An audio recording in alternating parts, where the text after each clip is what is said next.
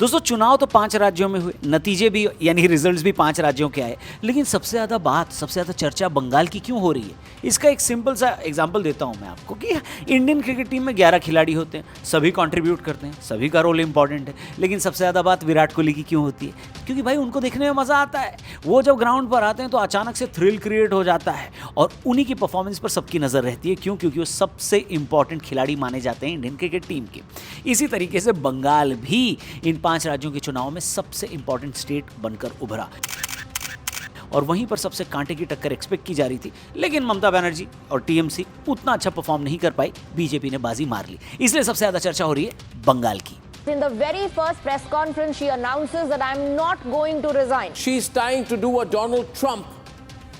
This has never happened before in our country's history.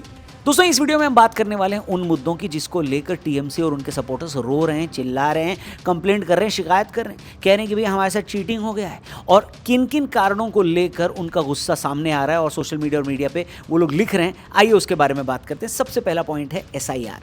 जी हाँ, election commission को सबसे पहले दोषी बनाकर कटघरे में खड़ा कर चुकी हैं ममता बनर्जी और उनकी पार्टी। साथ ही टीएमसी के सपोर्टर्स का भी ये कहना है कि भाई SIR के प्रोसेस ने बीजेपी को फायदा पहुंचाया है और चुनाव आयोग की हरकतों ने बीजेपी को ये चुनाव जितवाया है। हमारा फाइट है इलेक्शन कमीशन का साथ,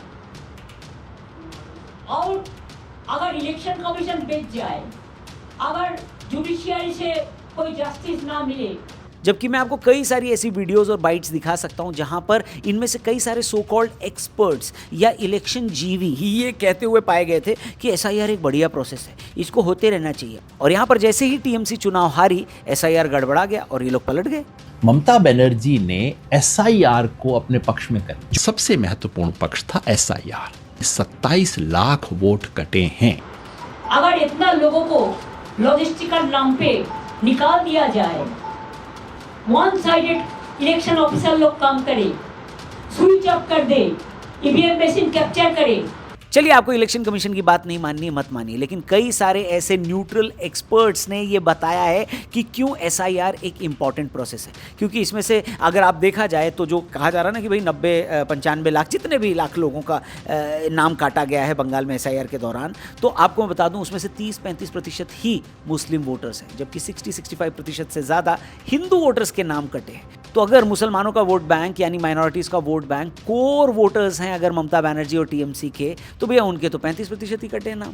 और अगर बीजेपी ने हिंदू कंसोलिडेशन करके इस बार ये चुनाव जीता है तो भैया उनके तो 60% 65% के करीब नाम कटे। तो उस हिसाब से तो SIR सही हुआ, गलत कहाँ से हुआ? खैर इसके ऊपर बहुत सारी बातें हुई हैं। हमारे लेटेस्ट पॉडकास्ट में हमने SIR के बारे में बहुत ही खुलकर बात करी यशवंत देशमुख जी से, जो कि सी वोटर के फाउंडर हैं, डायरेक्टर हैं।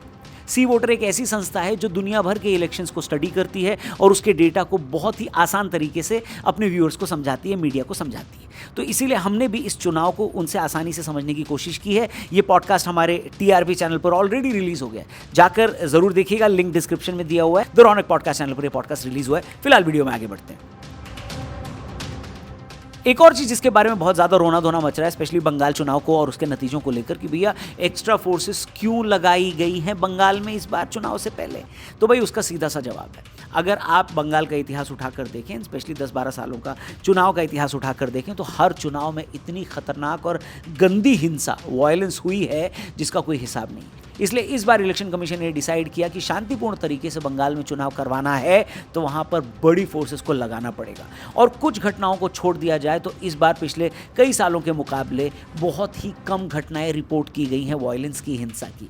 यानी ये एक ऐसी चीज़ है जिसको सब लोग अप्रिशिएट कर रहे हैं, सिवाय उस पार्टी के जो बंगाल में बुरी तरह हारी है। Directly with the help of CRPF and the election officers, they were threatening inside. I have seen.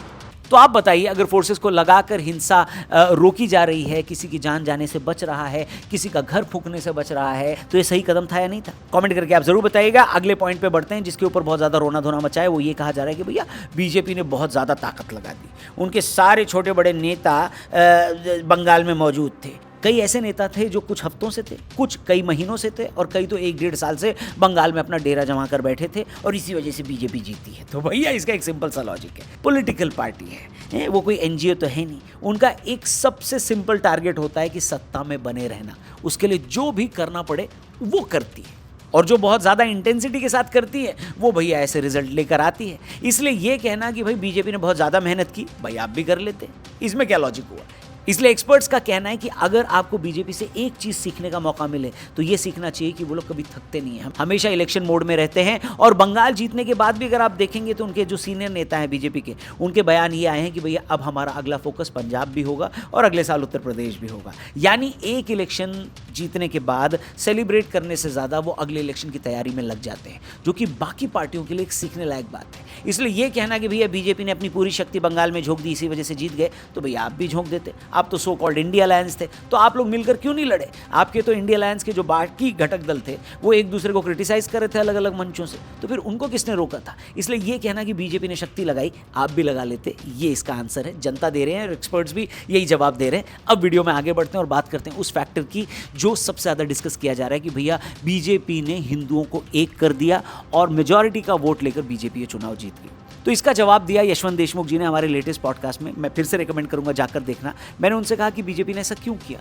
तो उन्होंने कहा इसको शुरू किसने किया? मुस्लिम अपीजमेंट को नेक्स्ट लेवल तक ले गई थी ममता बनर्जी और उनकी पार्टी, इसलिए हिंदुओं का ये रिएक्शन जायज़ था और उसी को फ्यूल दिया बीजेपी ने और बड़े अच्छे तरीके से अपने कैंपेन को अंजाम तक पहुंचाया और वो सारे वोटर्स को इकट्ठा कर लिया जो ममता बनर्जी से कहीं ना कहीं कई सारी चीज़ों से डिस्कनेक्टेड फील कर रहे थे। इसलिए उन सारे लोगों ने मिलकर बीजेपी को वोट दिया। इसलिए एक्सपर्ट्स का एक सजेशन ये होता है कि अगर आप मुस्लिम अपीजमेंट करते हैं तो करिए, अगर आप मुस्लिम के सपोर्ट वाली पार्टी बनना चाहते हैं, दिखना चाहते हैं तो दिखिए, लेकिन उस प्रोसेस को फॉलो करते करते एंटी हिंदू पार्टी मत बनिए। क्योंकि आज का जो भारत है, आज का जो इंडिया है, वहाँ पर आप प्रो मुस्लिम होकर चुनाव जीत सकते हैं, इसमें कोई दो राय नहीं, लेकिन आप एंटी हिंदू होकर चुनाव नहीं जीत सकते, इस बात की गारंटी है। और अब बंगाल के चुनाव ने इस बात पर मुहर लगा दी है कि जो भी पार्टी एंटी हिंदू या सनातन के खिलाफ बोलेगी उसका चुनाव जीतना बहुत ज्यादा मुश्किल हो जाएगा। आप इस बारे में क्या सोचते हैं कमेंट करके जरूर बताइएगा। लास्ट पॉइंट जिसके बारे में बहुत ज्यादा चर्चा हो रही है, कहा जा रहा है कि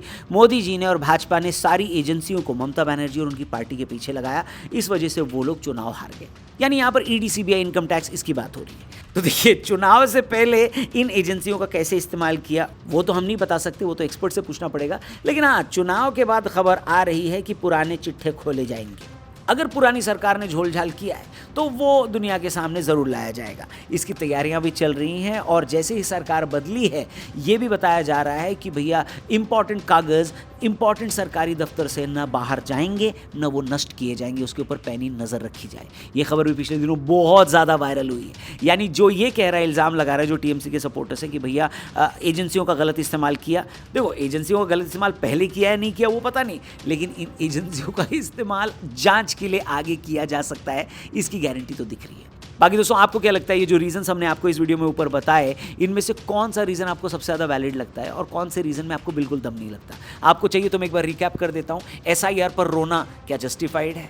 एक्स्ट्रा फोर्सेस का इस्तेमाल बंगाल चुनाव के लिए करना क्या ये गलत था या सही था? इस पर आप क्या सोचते हैं? सारे लीडर बीजेपी के एक साथ बंगाल में पूरी शक्ति के साथ जुट गए थे, तो क्या ये सही था या गलत था? इस पर आप क्या सोचते हैं? हिंदू वोट्स को कंसोलिडेट किया भारतीय जनता पार्टी ने, तो क्या वो सही किया या गलत किया? इस पर आप क्या सोचते हैं? और ममता बनर्जी और उनकी पार्टी के अगेंस्ट सारी एजेंसियों को लगा दिया मोदी जी ने और भाजपा ने, तो क्या सचमुच ऐसा था या फिर ये सिर्फ बोलने वाली बातें? ये सारे टॉपिक्स पर आपका क्या रिएक्शन है मैं जानना चाहूंगा, कमेंट करके जरूर बताना। बाकी चैनल को सब्सक्राइब करना, वीडियो भी अपने दोस्तों से शेयर करना, और हाँ, जाने से पहले डिस्क्रिप्शन और पिन कमेंट में लिंक दिया है हमारे लेटेस्ट पॉडकास्ट का, सी वोटर, जो एक इंडियन इंटरनेशनल पोलिंग एजेंसी है जो दुनिया भर के चुनावों को स्टडी करती है और आसान तरीके से मीडिया के थ्रू लोगों तक पहुंचाती है।